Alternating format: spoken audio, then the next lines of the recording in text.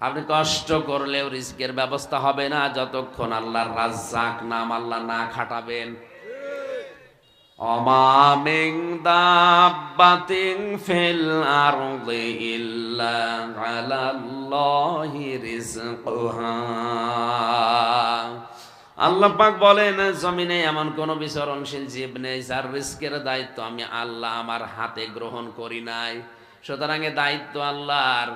এই দায়িত্বটা যে জিনিসগুলোর উপরে বন্টন করা আছে তার ভেতরে অন্যতম সূরা এই ওয়াকিয়া।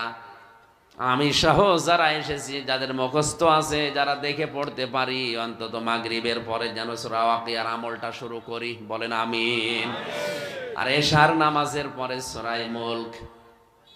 আল্লাহ তাআলা ঘোষণা দিচ্ছেন, খেয়াল করবেন, তাবারাকাল্লাযী বিয়াদিহিল মুলক। বরকতময়